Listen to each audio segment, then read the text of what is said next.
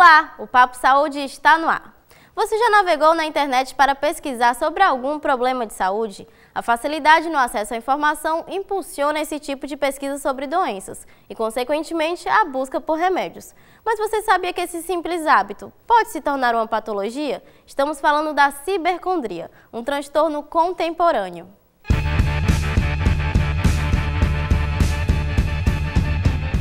Basta uma rápida busca na web para que as pessoas transformem informações médicas em um diagnóstico completamente distorcido.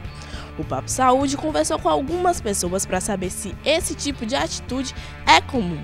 Eu pesquisei, né? Aí eu fiquei assustada, porque eu tava com palidez, aí tinha tontura, aí tinha lá dizendo que era indícios de anemia. Aí eu fiz exame de sangue, eu até passei mal no dia do exame de sangue, mas não era nada, tava tudo normal. Eu estava sentindo alguns sintomas, né? E na época, foi no final de semana, assim, não estava muito acessível o médico, né? Eu joguei todos os sintomas no Google. E aí apareceu lá uma dada doença. No momento eu fiquei, assim, aterrorizada. Mas aí na segunda-feira eu fui para o médico, fiz exame e não deu nada. Foi só coisa, assim, da minha cabeça, assim. Que eu vi e me identifiquei com os sintomas, mas não era nada daquilo. Eu tive um tremor no olho esquerdo há uma semana já, mais de uma semana na realidade. E eu não fui ao médico e, por curiosidade, eu fui procurar na internet o que poderia ser. E aí a gente vai vendo várias causas desse tremor e já começa a criar aquela noia na cabeça, vai dar uma paralisia facial. Aí eu já me assustei, pretendo procurar um médico para saber se realmente vai causar isso, né? Pode causar isso. Eu tive uma amiga que ela teve um AVC. Aí eu sempre sofri com dor de cabeça, muito enxaqueca e tudo. E ela me contando depois o que tinha acontecido por ela ter descoberto do AVC, foi uma dor de cabeça. Aí todas as vezes que eu tenho dor de cabeça eu procuro na internet os sintomas de AVC. Aí eu fico com mais dor de cabeça ainda, mais nervosa, mais preocupada. Aí é horrível. Aí às vezes eu não durmo direito porque eu fico só pensando nisso, com medo de ter um AVC também. Aí eu começo a sentir meu lado ficar dormente. Todos os sintomas que tem AVC eu sinto também. Mas é só psicológico. De vez em quando eu tenho a mania de... Tô sentindo alguma dor, algum desconforto. Então eu procuro sempre me informar a respeito disso na internet. Então eu coloco os sintomas. Eu sou uma pessoa bem ansiosa, né? Então, tipo assim, geralmente a gente já pensa logo o pior, né? Mas, tipo assim, nunca aconteceu de eu colocar uma coisa lá não e de repente pensar e ir para o médico e ele dizer que não era aquilo, não. Normalmente é só para tirar algumas dúvidas, né? Principalmente também com relação a tratamentos, né? Quando às vezes o médico passa um medicamento, então eu procuro a respeito do medicamento. Mas será que essas pessoas podem ser consideradas cibercondríacas? Como diferenciar uma simples curiosidade do transtorno? Quando você começa a perceber que isto está ficando de uma forma muito intensa, se repetindo várias vezes, aí é sim o momento de você tentar se policiar. Quando você ainda está nessa fase que você consegue ter esse controle, é mais fácil. Mas geralmente chega a um nível que a pessoa perde mesmo esse controle e tem muito essa necessidade muito presente, muito frequente de estar diante de um computador realizando as pesquisas sobre as patologias. Antes mesmo da cibercondria já existia a hipocondria. A diferença entre as duas é apenas na forma que a patologia se apresenta. Os dois se enquadram numa preocupação excessiva sobre doenças, certo? E a cibercondria, que é um mal contemporâneo, está bastante presente, inclusive é bem preocupante, é quando as pessoas utilizam a internet em busca de esclarecimento sobre alguma patologia ou uma possível patologia que lhe acomete. Quando se pensa em causa, é preciso considerar que as pessoas que buscam esse meio de esclarecimento pela internet geralmente já se encontram num momento bastante fragilizada, porque estão diante da possibilidade ou diante mesmo de uma patologia. Então já é preciso considerar que já tem questões aí de ordem psicológica. A busca por informações sobre a saúde tem seus pontos positivos e também negativos. Geralmente são informações, nem sempre informações consideradas certas, né, consideradas confiáveis. Então ficam diante de informações conflitantes e muitas vezes assumem aquela posição, a posição de uma patologia, muitas vezes fazem seu próprio diagnóstico, se automedicalizam, que está aí um grande risco, e assumem a posição daquela patologia, o que pode muitas vezes gerar diversas patologias também de ordens psicológicas, como ansiedade, transtorno do pânico, depressão e possíveis outras patologias também. O ponto que poderíamos considerar positivo, para não estar aqui só numa posição de crítica, seria mesmo que ali seria sim um meio legítimo, um meio válido, que se fosse utilizado apenas como forma de conhecimento. E isso, logicamente, considerando também a fonte pesquisada, só ressaltando como forma de conhecimento, não como forma de intervenção, que a pessoa se considere diagnosticada através da internet, passe a se medicalizar, se automedicalizar, o que geralmente acontece. E essas pessoas, quando buscam atendimento, passam a confrontar, inclusive, a própria postura dos médicos, que são profissionais especializados e aptos para fechar um diagnóstico. Mas afinal, o que leva as pessoas a buscarem seu próprio diagnóstico na internet? E como saber se você ou algum conhecido seu sofre da cibercondria? Principalmente é uma questão contemporânea. É a questão da gente mesmo ter essa necessidade, esse hábito de usar a internet, a tecnologia presente, e muito também desse sujeito contemporâneo que precisa de uma resposta rápida à questão do imediatismo. Então há uma necessidade por parte dessa pessoa que se nomeie o que ela está sentindo. Então, na tentativa de encontrar essa resposta, o meio mais fácil, o acesso mais rápido é a internet em casa. Mas aí se depara com essas respostas, como eu falei, muitas vezes errôneas. Respostas muitas vezes conflituosas, que causam muitas vezes, podem causar esses transtornos aí, como eu já mencionei. Porque deveria de fato procurar os profissionais especializados, os profissionais da área de saúde, para que se feche um possível diagnóstico.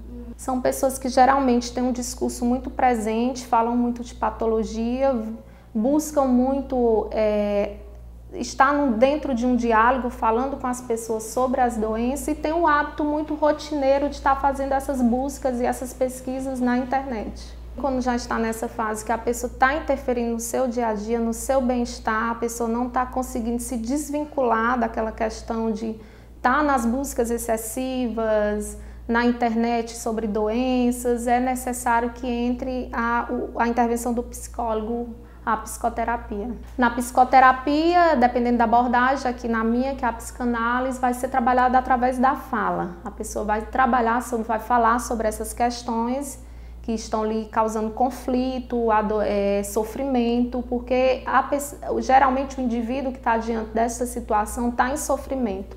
Em sofrimento não só pela questão das possibilidades do adoecimento físico, mas em sofrimento já também psicológico, porque existe toda a questão do sofrimento e às vezes muitas outras patologias agregadas, como ansiedade, podendo até chegar a uma depressão, transtorno do pânico, dentre outras.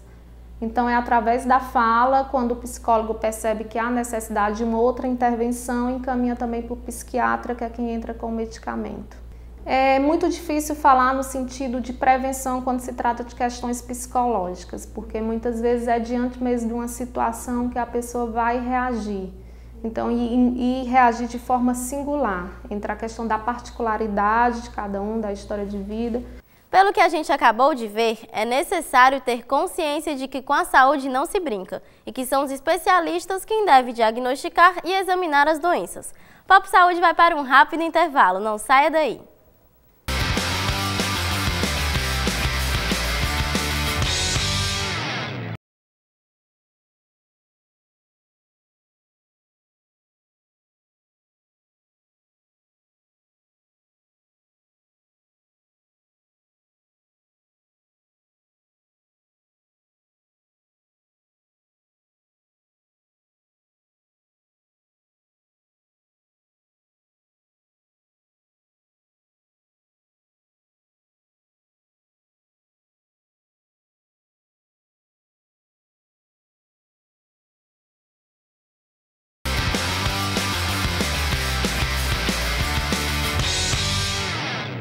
Voltamos! No programa de hoje estamos falando sobre cibercondria. Um estudo realizado pela Microsoft analisou as buscas relacionadas à saúde feitas por algumas pessoas. Segundo os pesquisadores, o autodiagnóstico online geralmente leva os usuários a esperar o pior em relação à saúde. Essa é uma das consequências desse hábito de não optar pela consulta médica. A gente até reconhece que pela dificuldade que os pacientes muitas vezes têm de ter acesso ao médico, eles acabam procurando inicialmente algumas informações na internet.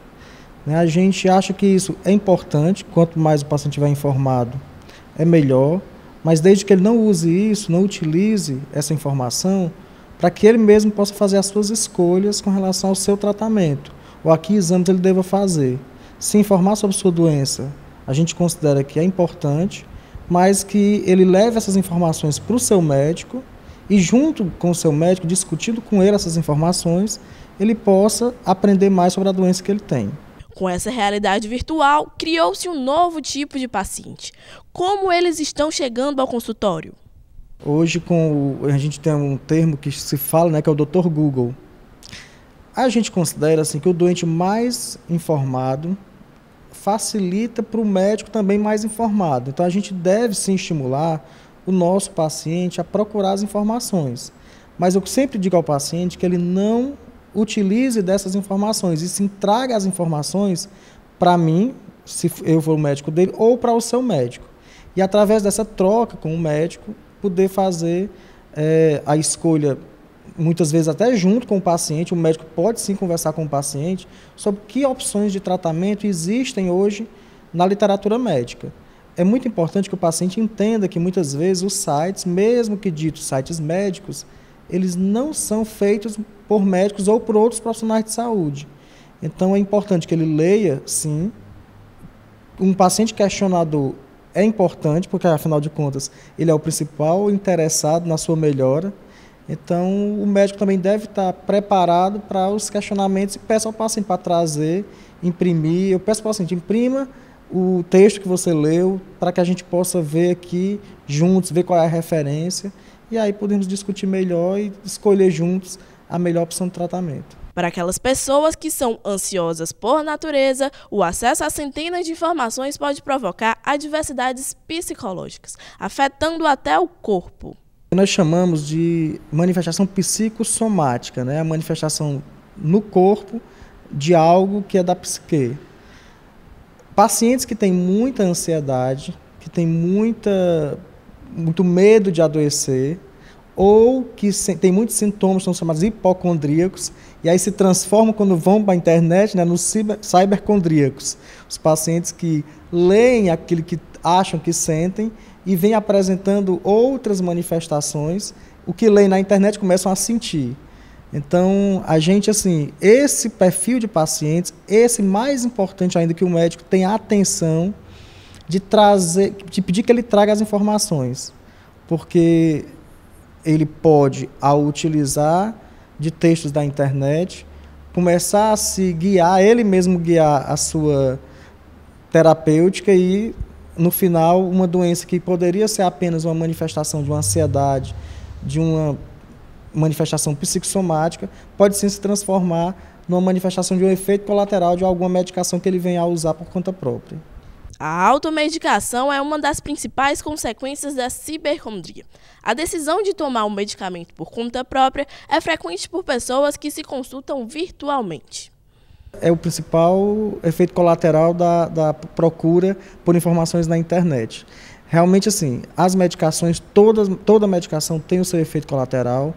A gente deve orientar a população a não fazer uso de medicações sem uma orientação adequada, porque toda medicação, mesmo analgésico comum, anti-inflamatórios, tem os seus efeitos colaterais. Então, a gente não é incomum que nós atendamos em pacientes públicos ou em pacientes privados, pacientes que utilizaram de medicação numa dose inadequada, ou uma medicação que tem interação com algum outro remédio que o paciente já utiliza, fazendo com que ele tenha uma manifestação clínica por efeito da automedicação. Então, a gente aconselha que, se você tem dúvida se deve usar uma medicação, O meu vizinho usa e tem o mesmo problema que eu tenho. Será que eu também não devo utilizar? Leve esse questionamento para o seu médico. É importante. Se você tem essa dúvida, leve para o seu médico e discuta, mas não faça uso da medicação que o vizinho utilizou, que o amigo utilizou, que é uma prática muito comum. Serviu para ele, talvez sirva também para mim. Não. Cada paciente é um paciente diferente, que tem interações de medicações, que a gente deve julgar caso a caso que medicações utilizar. Acho que o melhor profissional para isso realmente é você procurar um médico e se aconselhar com ele. Lápis e papel na mão. No Papo Saudável de hoje vamos aprender uma receita simples e prática de bolo no micro-ondas.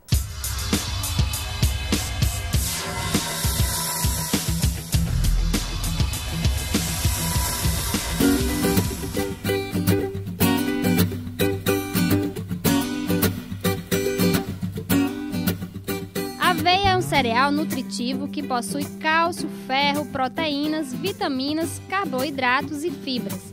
Está presente na dieta de muitos brasileiros e pode ser encontrado em flocos, farinha e farelo. O seu consumo controla o nível de glicemia e colesterol no sangue, além de ser um excelente regulador intestinal. Aprenda agora a fazer um delicioso bolo de micro-ondas que leva aveia como um dos seus ingredientes. Anote aí: 1 ovo, 4 colheres de iogurte desnatado, 2 colheres de aveia em flocos, 2 colheres de leite em pó desnatado, 1 colher de cacau em pó, 15 gotas de adoçante e meia colher de fermento em pó. Vamos ao preparo. Bata bem o ovo, em seguida adicione os outros ingredientes e misture bem. Leve ao micro-ondas por 2 minutos e 30 segundos. Espere esfriar e está pronta para servir. O bolo tem em torno de 280 calorias. Bom apetite!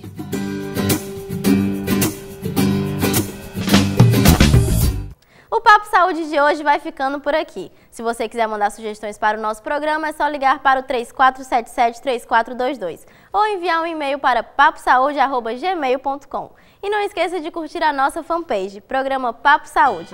Tchau, até o próximo programa.